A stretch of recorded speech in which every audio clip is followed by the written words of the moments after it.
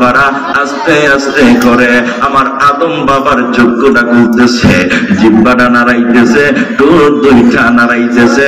এবার আদম বাবা তিনি জবান দিয়ে বলতেছে আলহামদুলিল্লাহ।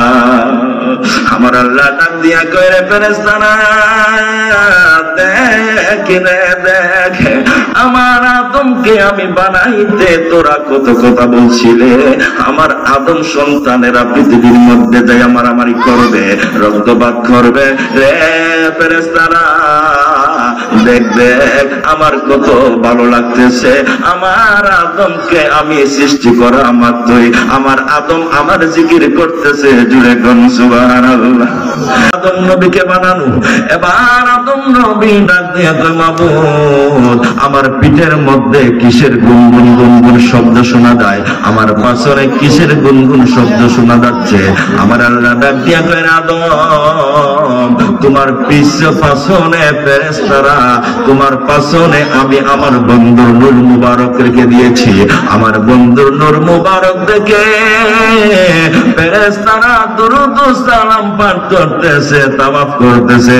এই জন্য তুমি গুনগুন গুনগুন শব্দে শুনতেছ। এই দিন আদম আলাইহিস সালাতু ওয়াস সালাম একটা চিৎকার মারছে, মাবুদ, যে নূরে মুহাম্মদীর নূর মুবারকের কারণে আমার অচল বটিটা সচল হয়ে গেছে। মাবুদ গো, ওই নূর মুবারক কি শুধু ফেরেশতারাই দেখবে, আমি কি দেখবো না? আমার আল্লাহ কয় রে আদম, যা যা, তোমাকে আমি দেখার ব্যবস্থা করে দিচ্ছি। এবার আমার আল্লাহ ওই আমার নবীর নূর মুবারক আদম আলাইহিস সালাতু ওয়াস সালামের ফেশানির মধ্যে দিয়ে দিলে। বাজিতপুর মিডিয়া, সুন্নিয়তের অহংকার।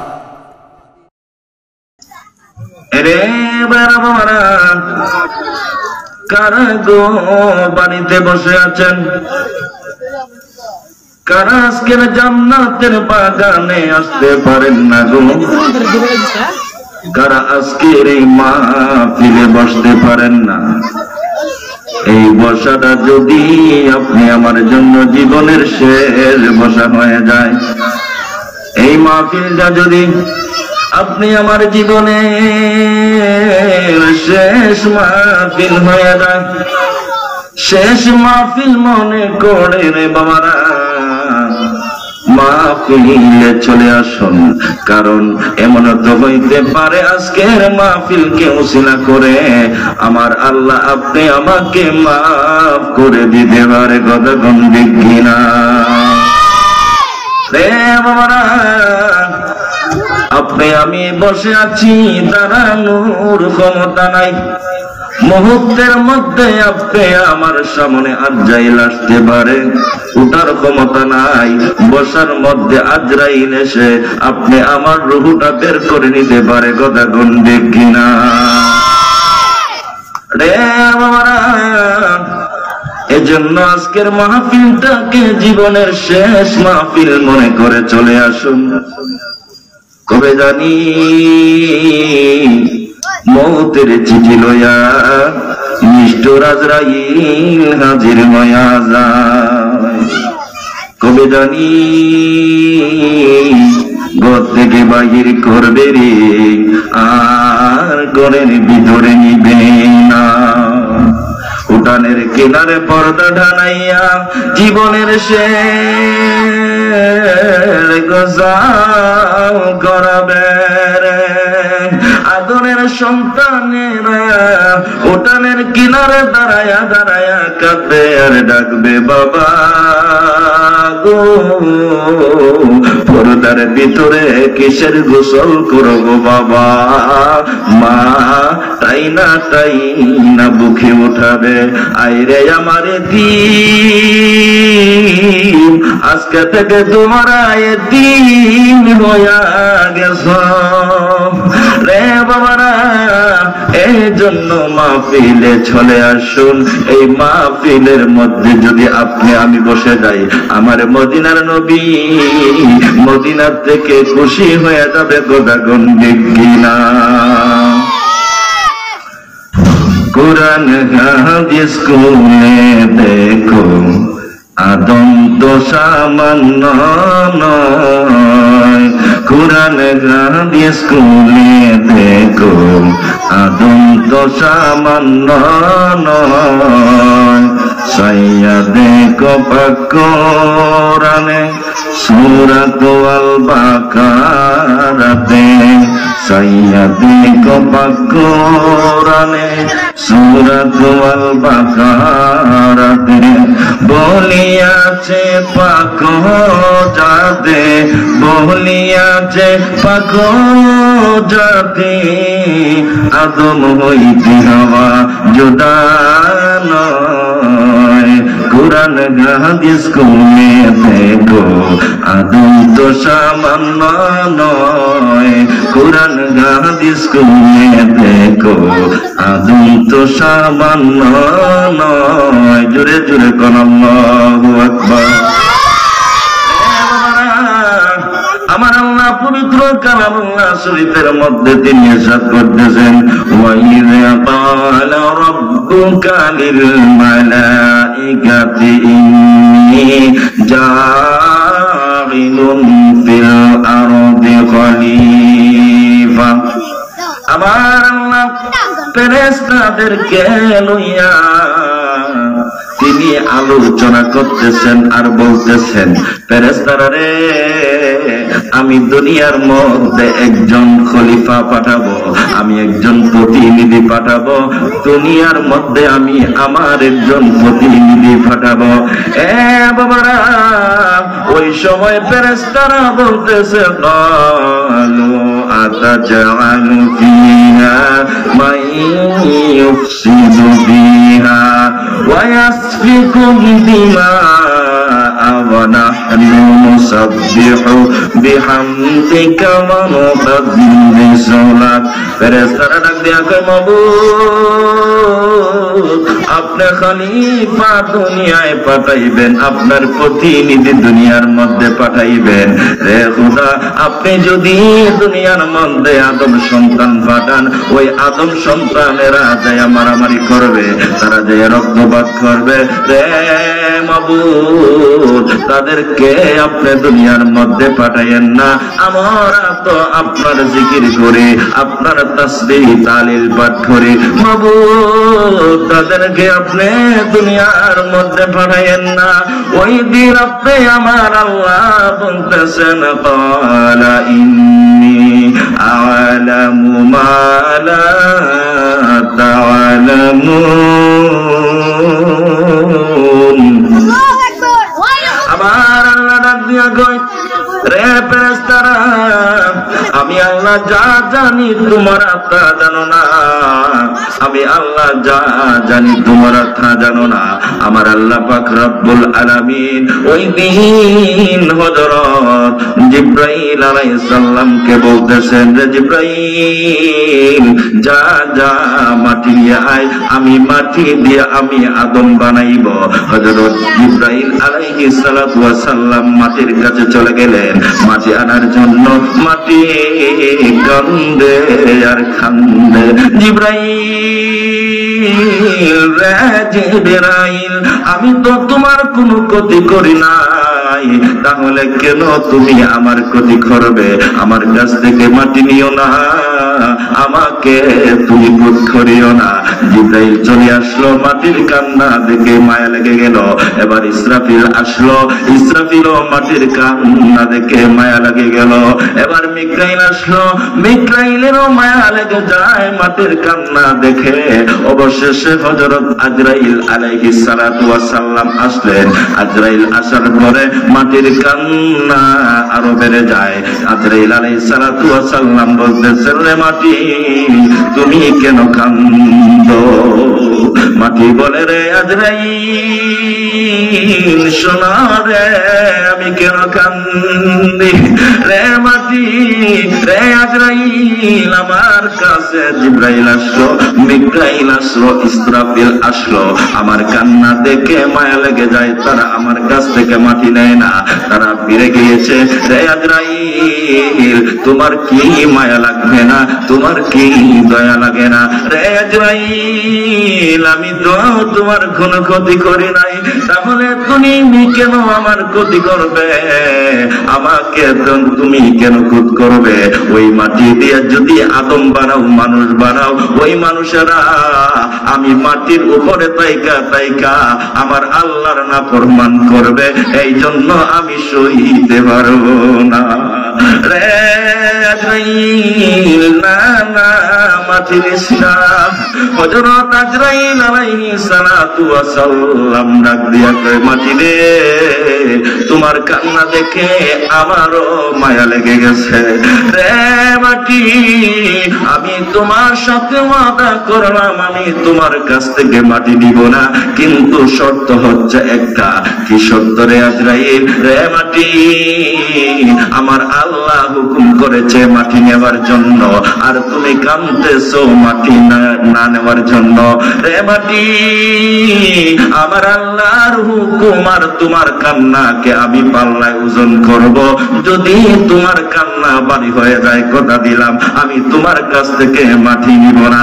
এবার আজরাইল আমার আল্লাহর হুকুম আর ওই মাটির কান্নাকে ওজন করলে গো আমার আল্লাহর হুকুমের পাল্লা বাড়ি হয়ে যায়। জোরে কোন সুবহানাল্লাহ। আজরাইল একটা জেদগার মারছে রে মাটি, না না, কথা রাখতে পারলাম না, আমি তোমার কাছ থেকে মাটি নিতে হবে, কারণ আমার আল্লাহর হুকুমের পাল্লা বাড়ি হয়ে গেছে। আজরাইল সেই দিন এই মাটির মধ্যে একটা কাবলা মারছে, এক কাবলা দিয়া 40 মণ মাটি উঠাইয়া ফেলছে। ওই 40 মণ মাটি নিয়া আমার আল্লাহর দরবারে লইয়া হাজির হয়ে গেছে। আর ওই 40 মণ মাটি দিয়া রে বাবা আমার আদম বাবাকে আমার আল্লাহ বানাইছে। জোরে কোন সুবহানাল্লাহ। আদম বাবাকে বানাইতে 40 মণ মাটি লেগেছে। আদম বাবার লম্বা ছিল 60 হাত। আমি জানতে চাই আপনাদের এই পূর্বহাটির মানুষেরা কয় হাত?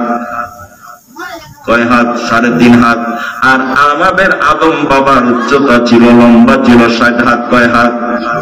60 হাত। আদম বাবার জান যদি আজরাইল আলাইহিস সালাতু ওয়াস সালাম যদি কবজ করতে পারে রে বাবারা, এই কৈলাসের পূর্বহাটির মানুষের 3.5 হাত মানুষের জান আজরাইল কবজ করতে পারে কি পারে না রে বাবারা? আমার আল্লাহ ওই তাসনিম নমাক নদীর পানি দিয়া দৌত করে হযরত আদম আলাইহিস সালাতু ওয়াস সালামের বটিটা বানাইলেন। বটিটা বানানোর পরে রে বাবা আমার আল্লাহ রূহকে হুকুম করলেন, তুমি আদমের বটির ভিতরে প্রবেশ করো। আদম যখন আদমের বটির ভিতরে যখন রূহটা প্রবেশ করলো, অন্ধকার দেখিয়া রূহ চিৎকার মেরে কাঁদতে কাঁদতে বের হয়ে গেছে। ওর দুরূদ নবী মুস্তাফাহিরে সময় যায়, ওর দুরূদ নবী মুস্তাফায়, বলো না, ওর দুরূদ নবী মুস্তাফাহিরে সময় যায়, ওর দুরূদ নবী মুস্তাফা। আল্লাহ বানাইয়া আদমকে হুকুম করলেন রূহকে প্রবেশ করো আদমের সিনায়। দেখুন আল্লাহু আকবার। আল্লাহ বানাইয়া আদমকে হুকুম করলেন রূহকে প্রবেশ করো আদমের সিনায়। আরে অন্ধকার দেখিয়া রূহ কান্দে শুধু, অন্ধকার দেখিয়া রূহ কান্দে শুধু, অন্ধকারে তাকা বিষম দায় গো সমজায়, পর দুরূদ নবী মুস্তাফায়। জোরে জোরে কোন আল্লাহু আকবার। বটির ভিতরে অন্ধকার দেখিয়া রূহ বের হয়ে যায়। 3 বারের মাথায় আমার আল্লাহ আদম নবীর দেহের ভিতরে আমার আপনার নবীর নূর মুবারক পিট করিয়া দিছে। যখন পিট করিয়া দিছে, ওই রূহটা যখন আদম বাবার বটির ভিতরে প্রবেশ করলো, এবার রূহটা গো এত সুন্দর বটি দেখে, এত সুন্দর জায়গা দেখে রূহ চিৎকার মেরে বলতেছে, বাবু এত সুন্দর সুন্দর দেহ থেকে, এত সুন্দর জায়গা থেকে আমি আর কোনো দিন বের হব না রে বাবারা। আমার নবীর নূর মুবারক যদি ওই দেহের মধ্যে লাগানোর কারণে ওই রূহটা যদি ওইখান থেকে বের হবে না অঙ্গীকার করতে পারে, তাহলে আমার নবীর দাম আছে কিনা রে বাবারা। এবার আল্লাহ পাক রব্বুল আলামিন এবার যখন রূহটা যখন বলে মাবুদ আর আমি বের হব না, এবার বাবারা আস্তে আস্তে করে আমার আদম বাবার চক্ষুটা খুলতেছে, জিহ্বাটা নাড়াইতেছে, দুইটা নাড়াইতেছে। এবার আদম বাবা তিনি জবান দিয়ে বলতেছে আলহামদুলিল্লাহ। আমার আল্লাহ ডাক দিয়া কইরে ফেরেশতারা দেখ রে দেখ, আমার আদমকে আমি বানাইতে তোরা কত কথা বলছিলে। আমার আদম সন্তানেরা পৃথিবীর মধ্যে যাই মারামারি করবে, রক্তপাত করবে রে ফেরেশতারা দেখ দেখ আমার কত ভালো লাগতেছে। আমার আদমকে আমি সৃষ্টি করা মাত্রই আমার আদম আমার জিকির করতেছে, জুড়ে কোন সুবহানাল্লাহ রে ফেরেশতারা। এজন্যই তো আমি বলেছিলাম আলা ইন্নী আ'লামু মা লা তা'লামুন, আমি আল্লাহ যা জানি তোমরা তা জানো না। আমার আল্লাহ খুশি হয়ে গেছে। আমার আদম বাবা তিনি সর্বপ্রথম জবান দিয়া যে কথা বলেছিলেন সেইটা হচ্ছে আমার আল্লাহর প্রশংসা, জুড়ে কোন সুবহানাল্লাহ। তারপর আল্লাহ পাক রব্বুল আলামিন খুশি হইয়া ফেরেশতাদেরকে উদ্দেশ্য করে বলতেছেন ওয়াইযে কুলনা লিল মালাইকাতি ইসজুদু লি আদামা ফাসাজাদু ইল্লা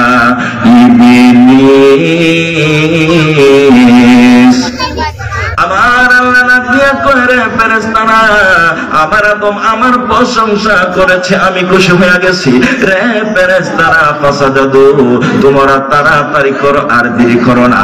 আমার আদমকে তোমরা সিজদা লাগাইয়া দাও, আমার আদমকে তোমরা সিজদা করো। সেই দিন সমস্ত ফেরেশতারা আমার বাবা আদমকে সিজদা লাগাইয়া দিছে, জুড়ে কোন সুবহানাল্লাহ।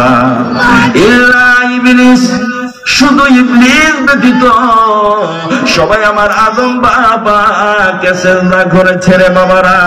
এ আমার বাবারা, আবা ওয়াস্তাকবারা ওয়া কানা মিনাল কাফিরিন। আবা ওয়াস্তাকবারা ওই শয়তান অস্বীকার করলো, ওই শয়তান অহংকার করলো আর বলল আমি তাকে সিজদা করব না, কারণ আদম হচ্ছে মাটির তৈরি আর আমি হচ্ছে আগুনের তৈরি।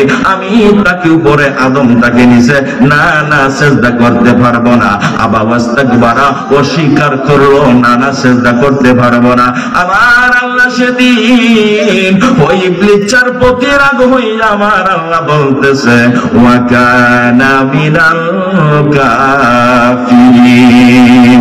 রে ইবলিস, তুমি আদমকে সিজদা না করার কারণে তোমাকে আমি উপাধি দিয়ে দিলাম, তুমি হয়ে গেলে কাফের। আমার আল্লাহ সেই দিন এই ইবলিসকে কাফের বলে ঘোষণা দিয়েছে, জুড়ে কোন সুবহানাল্লাহ রে বাবারা। যখন ওই আমার আল্লাহ যখন ইবলিসকে যখন কাফের বলে যখন ঘোষণা দিয়ে দিলেন, এবার ইবলিস কি করলো, আমার আদম বাবার পেটের মধ্যে তুতু ফেললো। আমার আল্লাহ ডাক দিয়া করে ফেরেশতারা আমার আদমের পেটের মধ্যে তুতু মারছে, ওই তুতুটা তোমরা তুলে ফেলো। এবার তুতু যখন তুলতে গেলে আদম বাবার পেটের মধ্যে একটা গর্ত হয়ে যায়। বলুন আমরা যারা উপস্থিত হয়েছি আমাদের সকলের পেটের মধ্যে একটা গর্ত আছে কিনা?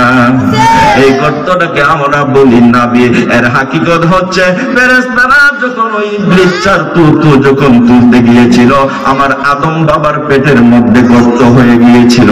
কিয়ামত পর্যন্ত যত আদম সন্তান পৃথিবীর মধ্যে আসবে সমস্ত আদম সন্তানের পেটের মধ্যে গর্ত থাকবে, জোরে কোন আল্লাহু আকবার।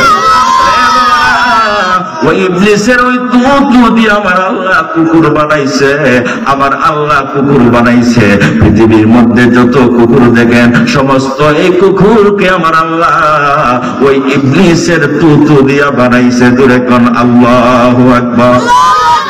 রে বাবারা, যখন আদম নবীকে যখন বানাইছে, আদম নবী যখন কমপ্লিট হয়ে গেছে আদম নবীকে বানানো, এবার আদম নবী ডাক দিয়ে কয়, মাবুদ আমার পিঠের মধ্যে কিসের গুনগুন গুনগুন শব্দ শোনা যায়, আমার পাছনে কিসের গুনগুন শব্দ শোনা যাচ্ছে।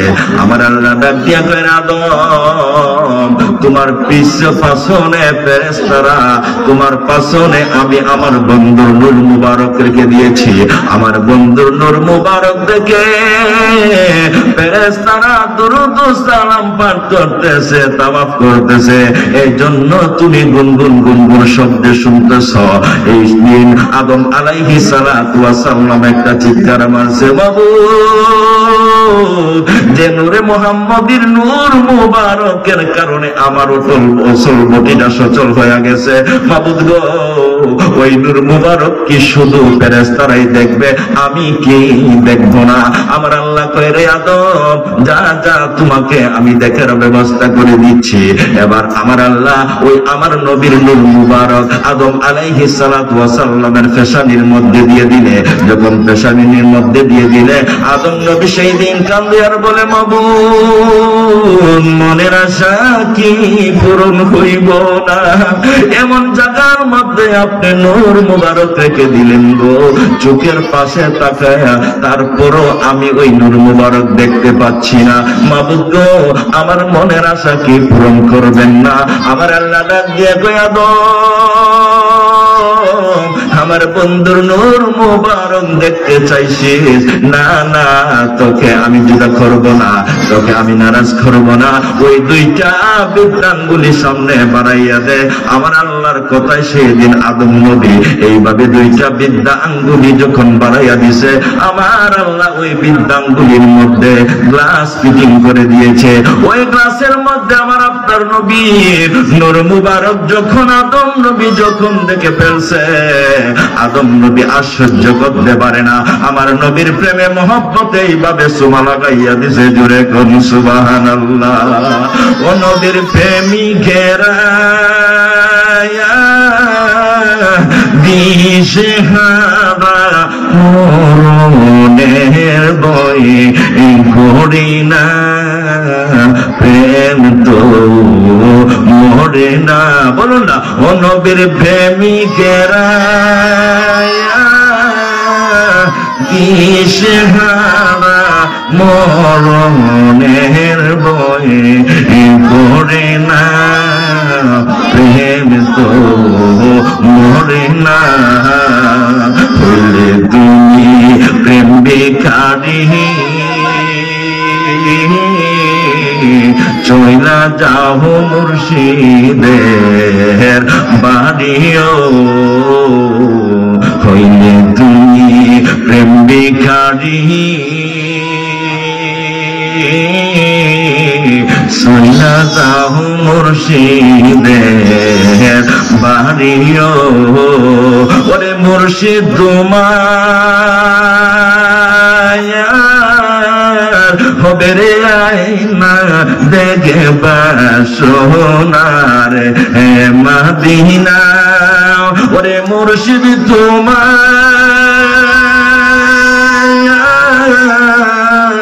হবে রে আইনা দেখবা সোনার মদিনা। প্রেম তো মরে না। বলুন না, ও নবীর প্রেমিকেরা দিশে হারা মরণের বয়ে ঘড়ি না, প্রেম তো মরে না। বলো না, প্রেম তো, ও প্রেম তো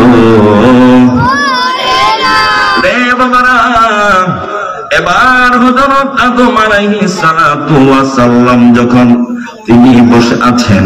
আদম আলাইহিস সালাতু ওয়াস সালামের মনটা বেজার, আদম নবীর চেহারাটা মলিন হয়ে গেছে। আমার আল্লাহ ডাক দিয়া কয়, রে আদম, তোমার চেহারাটা কেন মলিন, তোমার মনটা কেন বেজার হয়ে আছে আমি দেখতে পাচ্ছি। এবার আদম নবী ডাক দিয়া কয়, রে মাবুদ, আমার মনটা কেন বেজার আমি নিজেও জানি না। এবার আমার আল্লাহ ডাক দিয়া কয়, রে আদম, তোমার মন কেন বেজার আমি জানি, কারণ তোমাকে যৌবন দিয়ে আমি সৃষ্টি করেছি। একা একা এই জান্নাতের মধ্যে থাকতে তোমার ভালো লাগে না, এই জন্য তোমার মনটা বেজার হয়ে গেছে। আমার আল্লাহ সেই দিন হযরত আদম নবীকে ঘুম পাড়াইয়া দিছে। আদম নবী যখন ঘুম থেকে উঠছে, ওইটা দেখে গো আমার আদম বাবার সামনে বিশ্ব সুন্দরী একজন মহিলা বসে আছে। জোরে কোন সুবহানাল্লাহ। সেই মহিলা হচ্ছে আমাদের মা আদম হাওয়া। জোরে কোন সুবহানাল্লাহ। তিনবার ডাকতেন মা, আর বলুন মা, মা, মা। আমাদের আদম হাওয়া, আমাদের মা হাওয়া, তিনাকে যখন আমার আল্লাহ যখন সৃষ্টি কইরা আমাদের আদম বাবার সামনে যখন বসায় রাখছে, আমার আদম বাবা সেই দিন মা হাওয়াকে ধরতে চাইলে আমার আল্লাহ ডাক দিয়া করে, আদম না না, ধরতে পারবে না। আদম হাওয়াকে তুমি ধরতে পারবে না। মাবুদ কেন ধরতে পারবো না? আমার আল্লাহ কই বিয়ে করতে হবে, আমার আল্লাহ কই বিয়ে করতে হবে। আল্লাহ বিয়ে কি বুঝি না। আমার আল্লাহ কয় তুমি বিয়ের প্রস্তাব দিবে আর হাওয়া রাজি হবে। তুমি বিয়ের প্রস্তাব দিবে আর হাওয়া তোমার প্রস্তাবে রাজি হবে, তখনই বিয়ে হয়ে যাবে। আর ওই বিয়ের সাক্ষী হয়ে যাব আমি আল্লাহ। এবার হযরত আদম আলাইহিস সালাতু ওয়াস সালাম মা হাওয়াকে বিয়ের প্রস্তাব দিলেন, মা হাওয়া রাজি হয়ে গেলেন, আমার আল্লাহ সাক্ষী হয়ে গেলেন। এবার হযরত আদম আলাইহিস সালাতু ওয়াস সালাম মা হাওয়াকে ধরতে চাইলে আমার আল্লাহ ডাক দিয়া কয়, রে আদম না না, ধরতে পারবে না। মাবুদ কেন ধরতে পারবো না? মহরানা আদায় করতে হবে। রে মাবুদ, আমি মহরানা কি দিয়া দিব? আমার বলতে তো কিছুই নাই, সব তোমার। কি দিয়া আমি মহরানা আদায় করব? আমার আল্লাহ সেদিন ডাক দিয়া করে, আদম, আমার বন্ধু নবীর প্রতি যদি দরবার দুরূদ শরীফ পান করতে পারো, তোমার মহরানা আদায় হয়ে যাবে। জোরে কোন সুবহানাল্লাহ।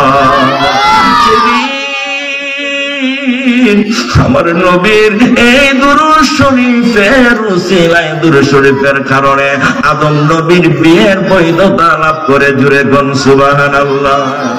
সেই নবীর দুরূদ শরীফের দাম আছে কিনা? সেই নবীর দুরূদ শরীফ নিয়ে যদি কেউ ভঙ্গ করে, বুঝতে হবে ওই ব্যক্তিরা কোনদিন হালাল জাদা হতে পারে না। কারণ আমার নবীর দুরূদ শরীফের উসিলায় আমার মা হাওয়া এবং আদমের বিয়ে বৈধতা লাভ করেছে। যে ব্যক্তি আমার নবীর দুরূদ শরীফকে নিয়ে ব্যঙ্গ করবে, বুঝতে হবে ওই মানুষটা হচ্ছে হারামজাদা। কথা কোন ঠিক কিনা? আমার নবীর জন্য জীবন দিতে চাই কি চাই না?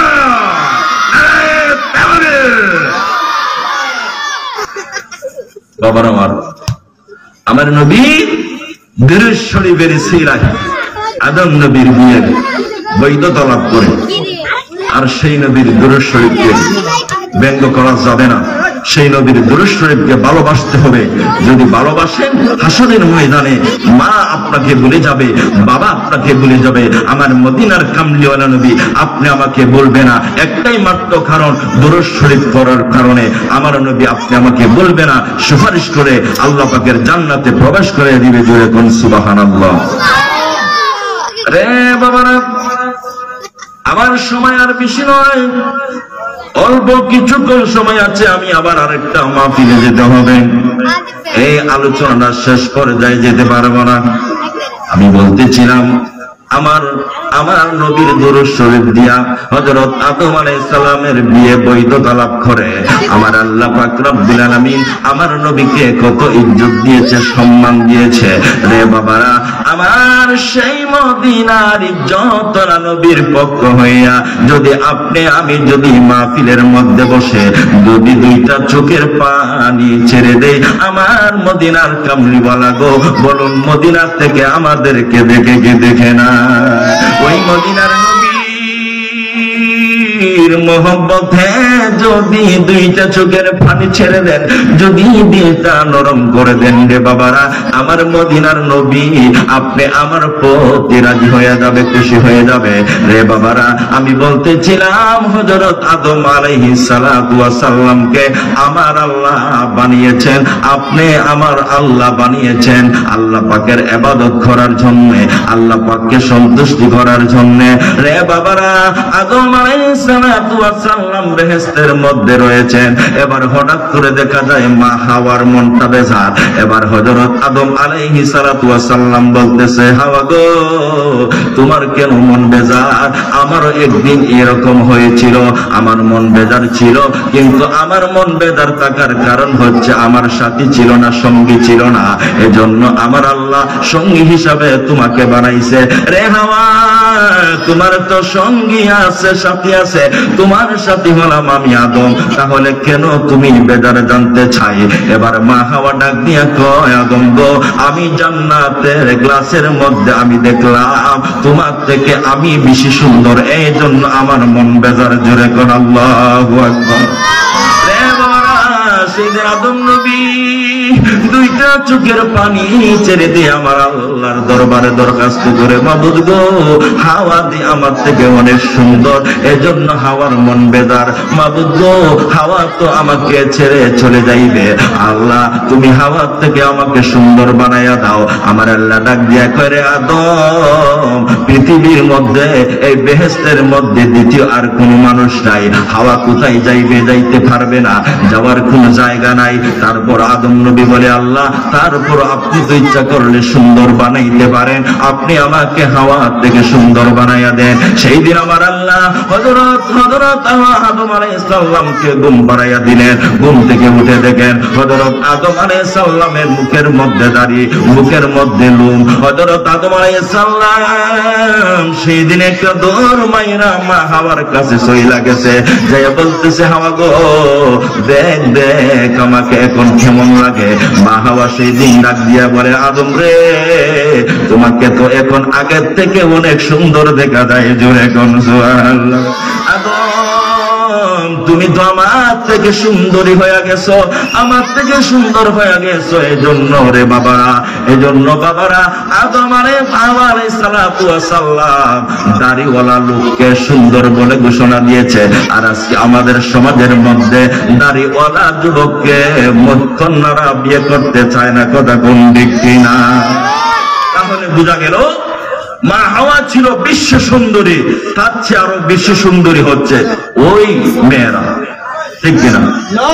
ওই মেয়েরা যদি মা হাওয়ার থেকে যদি সুন্দরী না হতো, তাহলে দাড়িওয়ালা যুবককে অপছন্দ করতো না, দাড়িওয়ালা যুবককে বিয়ে করতে চায় না, কথা কোন ঠিক কিনা?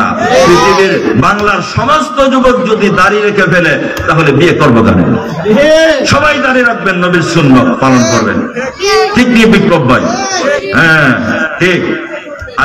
আজিজ মিডিয়ার লোক এখানের মধ্যে আছে। যাই হোক, আমার সময় অত্যন্ত কম, আপনারা আমার জন্য দোয়া করবেন, আমি আপনাদের জন্য দোয়া করব। আমি আরেকটা মাহফিলে যেতে হবে, এই জন্য আমার আলোচনার সময় ছিল 8টার দিকে এখানে, কিন্তু আমি আগে করে নিয়েছি, যেহেতু 8টা মাহফিলে যেতে হবে। আমার জন্য সকলে দোয়া করবেন, আল্লাহ পাক রব্বুল আলামিন যেন আপনি আমাকে মদিনা ওয়ালার গোলাম হিসাবে কবুল করে, সকলে বলি আমিন। আসসালামু আলাইকুম ওয়া রাহমাতুল্লাহি ওয়া বারাকাতুহু।